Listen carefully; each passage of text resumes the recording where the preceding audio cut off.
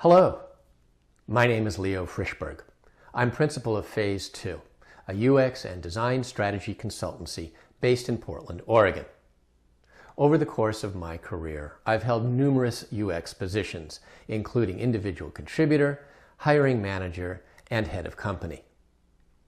Throughout that time, I've been responsible for hiring and managing teams of creatives in companies large and small. I've directly hired full-time employees and external contractors. In bringing on talent, I've worked with internal HR resources, external recruiters, and pulled from my network of professional associates. The training I'll be offering you today is meant to improve your and your clients' success in hiring the right UX talent. The title, Avoiding the Elusive Unicorns, Finding True Talent in an Imaginary Landscape, suggests that unicorns are problematic. And while it's true, unicorns are truly magical and wonderful beasts filled with rainbows and pixie dust, they suffer one very important flaw. They don't exist. The main point of my training today is to underscore the need to find the right talent for your organization. To do that means writing the right job rec that doesn't attract mythical beings. When we create job recs that inadvertently attract mythical unicorns, we may be turning away the very talent that our organizations are looking for. That will be the second part of the training. What do senior UX professionals see when they read these job recs that have inadvertently been written for unicorns? I'll finish the training with very specific suggestions for how to improve your job search, including very specific language that you can use in future job requirements.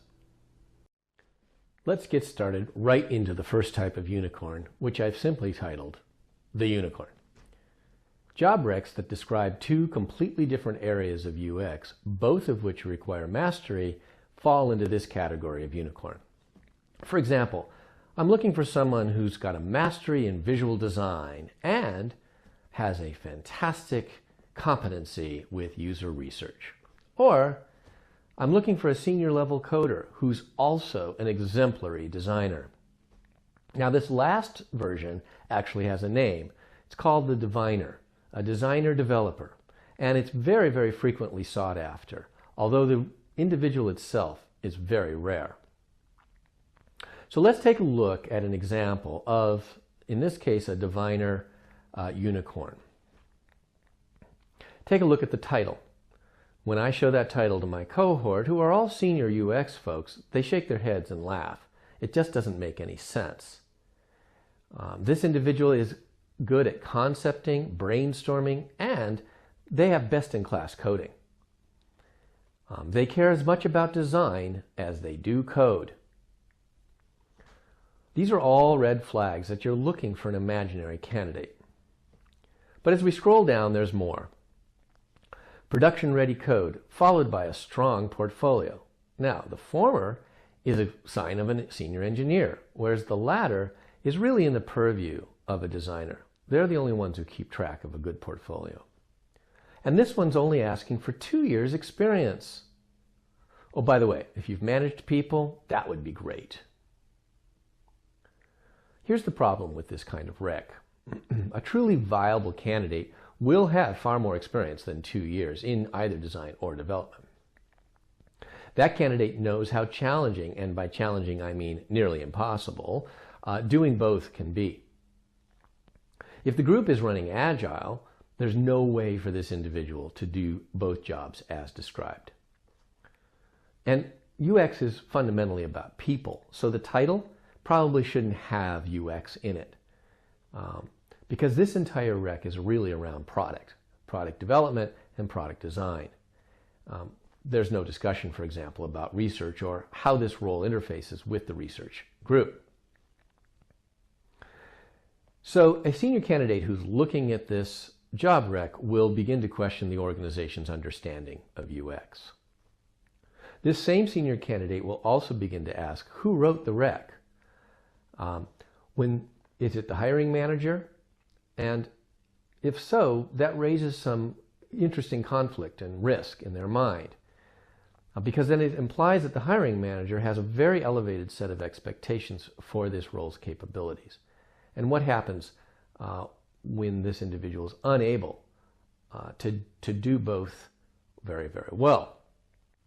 Now, the rec doesn't describe who the position reports to, but reading between the lines, it's pretty evident this is part of engineering, just based on the way the language is written.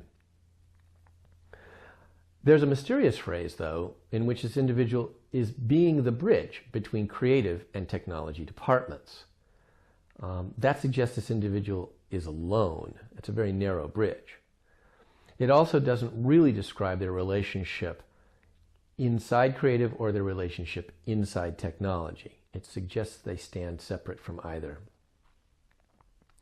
In any event, this job rec raises a lot of questions that will reduce a senior candidate's perception of the organization's UX maturity. Now, with all of that said, the diviner is a crucial role. Organizations truly do need individuals who can code and who have design capabilities. But the way this rec has been written, it only raises hurdles to attracting that kind of talent. So let's talk about some ways in which you can improve your client's odds of finding the right person to fill this need. The very first thing to ask, and this isn't limited to the diviner type unicorn, but for any unicorn in which there are two expectations of deep experience, is there truly a place for this individual in the organization? Or is the organization trying to save money by combining multiple skill sets? Will the individual be a member of a robust team that includes interaction designers, researchers, and front-end developers? Or are the front-end developers really separate in the technology department? So, in short, does this role really fill a gap in the client's organization? If so, then reduce the questions raised by this rec in your candidate's mind by explicitly stating these things. How the individual works within a team, how the team is structured, and show that this is a gap that this puzzle piece is filling. But if not, if in fact the organization is simply trying to save money by combining two sets of skills, then I would reconsider the job rec and redefine it in some nuanced ways. For example, if the client is looking for predominantly a developer, then say, emphasize coding with an appreciation for good design. Alternatively, if they're looking for a fairly sophisticated designer who has some coding chops, then write it that way. Emphasize design with experience in writing code. Many of us believe that strong designers should know how to code and should have had some coding experience in their background. But they really shouldn't be expected to do production-level code. Production-level code is a craft in and of itself, and it requires almost full-time attention. Similarly, for production-level coders, even if they may have started out in design a while back, if they're truly focused on production-level code, then let them do that work, but also honor the design capabilities that they bring to the table. So here's some verbiage you could look at that emphasizes one versus the other. You're a strong interaction designer with more than a passing knowledge of HTML, CSS, and JS. You've got software engineering experience under your belt, but you've focused your talent on the people side of the equation. You can look at code and suggest changes, and you can hold your own in any code review, but 80% of your time will be spent designing for our users. Or, you've always had an appreciation for good design, and you've focused your talent on making those designs come to life through excellent code. You enjoy the challenges of front-end coding, and you have a bag full of tricks to make the user experience seamless and delightful. Your design experience gives you a leg up when working with the design team. You can point out where layout, color, or workflow might be improved and can demonstrate with code how to make designs possible. All right, with that, let's move on to the second species of unicorn, the rainbow unicorn.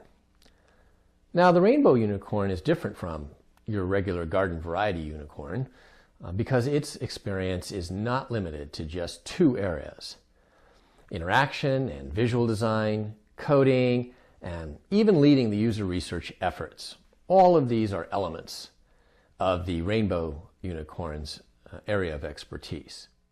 With more than just two areas of expertise, there are fewer varieties of these rainbow unicorns.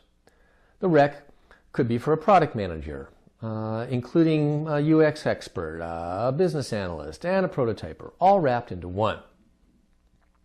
So let's take a look at one of the recs for these colorful animals. Here again, note the job title. The senior part is excellent, but a UX position called product manager is pretty new. While it's great for UX, and we really appreciate the opportunity to move into that product management position, it's not necessarily familiar to your garden variety rainbow unicorn.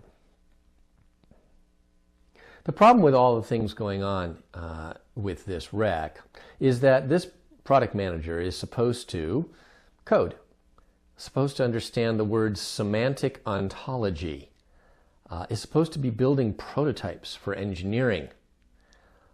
The fact that the individual is supposed to have 5 to 7 years of experience is good, except 5 years ago, product managers really weren't working very closely with UX. But the real kicker for this rec is at the end.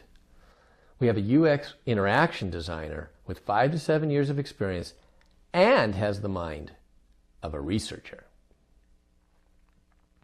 So, as with the prior breed, the seasoned candidate will question the organization's understanding of UX. In reality, this person doesn't exist. No single person can do all of the tasks as illustrated in this job rec. Senior individuals with 15 years experience may have done all of those things in their career, but they wouldn't expect to have to do them all for the same job. The senior applicant, he'll step back and ask, why did they write the rec this way? There really can only be a couple of logical answers. The org either doesn't understand UX, or they're backfilling a truly rare rainbow unicorn. And why did that person leave? Perhaps because the job is impossible to do. Now, there is actually a third logical reason why this rec might be written, and I've had this conversation recently with a variety of folks. And the rationale is, we really, like the last unicorn, we really want to throw everything at the job and hear who comes back out. We'll talk a little bit further about that later on. So as a result, the savvy UX applicant, if they investigate this job at all, will either assume they're going to be discounting some of the work, or, after learning the group really is confused, choose not to participate. So here's what you can do to help improve the outcomes from this kind of job search. Again, determine if your client really expects to fill only a single role.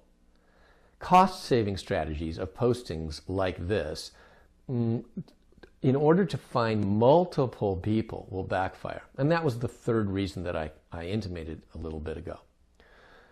In organizations that post a catch-all job rec in order to see who comes out of the woodwork, or potentially to fill multiple roles, in order to either save costs or just to see who's out there, really do backfire. If they're looking to hire multiple people, then post multiple recs. You're going to get better quality out of that. If they really are trying to hire a team of one, then be very clear. Make this a principal UX leader of some kind. Emphatically state the organization's expectations for a rock star. Be clear about how the role works across functions or within a multidisciplinary team. The Rainbow Unicorn Rec may inspire certain individuals to step up, but one of two alternatives will happen. They'll either learn the hard way that there's no way to do this job, or they'll succeed in negotiating a very different role after they've been hired. In any event, this type of rec limits the pool of candidates and turns away individuals who may very well be just what the organization actually needs. Now, because the rainbow unicorn is so rare, recognize their stature and seduce them for their previous accomplishments. Have your client show a little vulnerability, that they're willing to take direction from this individual because they know there's nobody on their staff who can compare. So here's some verbiage. You're willing to step up and fill a very large gap. You will be our principal UX designer, virtually a team of one. In addition to helping us deliver on world-class experiences, your stature and accomplishments will help us improve our approach to baking UX into the products we build. This is a leadership role to change the way we bring innovation to market. And now for our final unicorn, the truly imaginary individual, the flying unicorn. Everyone knows unicorns can't fly. This talented individual doesn't just have a few of the key UX skills like the previous unicorns. No, the flying unicorn has it all. She's a fantastic designer. She does all the user research. She prototypes, she codes, and she can manage people, contracts, and all the external resources necessary to support the UX function. Let's take a look at this flying unicorn. Again, the title says it all. In this case, perhaps it signals a salary level. They're clearly looking for a leader, but there's no people to lead. So this role must be influencing the organization. Manager or director with no team to lead? All phases of the product development process. That's a lot. Usability testing and early stage concept testing, those are two very, very different skills. And here, they're creating wireframes and prototypes and doing all of the design work too. This particular job rec has been written for a team of one. But minor variations on the flying unicorn include true management as well. Hands-on and management. This org is looking for someone to be responsible for everything. There are people who have experience in all areas of the UX discipline. They usually have 15 to 25 years experience and are very hard to get a hold of. They will expect top salaries and a position of influence. Those candidates who have that level of experience will be looking at this job rec with a great deal of skepticism. First, they'll look at the title. Again, they'll look and see that it says manager or director, but there is no team to lead. That will be a red flag. They are expected to be a team of one, but if they're not positioned at the level of principal or master, that will be a red flag. What the savvy UX professional sees is an organization hoping to build their expertise all at once. They see an org that's looking for a jack of all trades. But they've learned that organizations which don't set up UX for success need to be left alone. Now, the challenge for the organization is to assure qualified candidates that it is able to support the breadth and depth of experience that it claims to be looking for. So, as rare as flying unicorns are, equally rare are the organizations that can truly make use of and appreciate the flying unicorn skills. Now, these recs may be the result of a cut and paste or other Mad Lib approach to building the verbiage. They could be the result of automated tools or required language that hiring managers have to use. Sometimes it's HR that's placed constraints on the wording. And when all of those are snapped together, the rec sounds like gibberish. Perhaps the organization is sincerely standing up its first official UX function. And maybe it really does want a jack of all trades. So my recommendations for the unicorn that I discussed earlier apply here as well. Bias towards the key element the org is trying to hire for or address. Is it culture change? Is it development maturity? Is it competitive threat? So you can use existing, well-written recs to help tease out what your client is looking for. And I strongly recommend taking the time with them to go through some of those to understand what their real ask is. Once that's understood, then eliminate impossibilities from the job rec by downplaying or writing in, but in lower emphasis, these other elements that are important. Counsel the first-time organization to start small. Hire a very senior person to do a very specific set of duties with the understanding they will help grow the company's UX discipline over time. This will lend credence to the job rec and assure qualified candidates the organization really understands what it takes. Senior UX people will jump at the chance, but it requires the client to expose their own vulnerability and admit that they are looking for someone who can help them mature. So much like the rainbow unicorn, make sure the company recognizes how much it's asking of this individual. Make sure the rec is clear about how much time it will take to truly stand up the function. Finally, make it clear this is big work, stretching across tactical project design up to senior product strategy. We've been delivering products for over 25 years, but we're finally understanding the value of UX. That's why we're reaching out to you. You will be the first individual who holds the title UX Director, initially responsible for key project work, but over time, taking on the entire UX function across the organization. Like fine wine, we know this work takes time to mature, and we're in it for the long haul. Your position will begin relatively humbly, redesigning the experience on our flagship product. But almost immediately after you come on board, you'll be meeting with senior management to integrate UX as a strategic component of our lineup. Because UX is an emerging discipline, it's understandable how much confusion swirls around the job roles and requirements. In a recent survey designed to understand this very confusion, the researchers asked a kind of interesting question. Can we predict what skills are expected of each of these job titles? And if that weren't enough, take a look at the sheer number of tasks and expectations required of these roles. By my estimation, many of these require at least 5 years of experience to achieve mastery, and that assumes an advanced degree. Without discipline on the hiring side, companies will acquire talent that's a poor fit, resulting in negative outcomes for both the hiree and the company.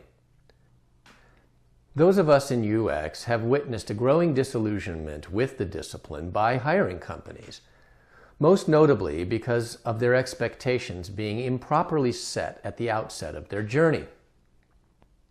You can help the discipline, and more importantly, you can help your organizations achieve their desired end goals by looking for these telltale signs of unicorns in the job descriptions that they offer you.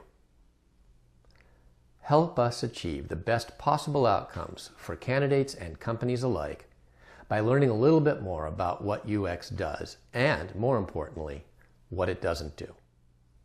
Thank you for your time and attention.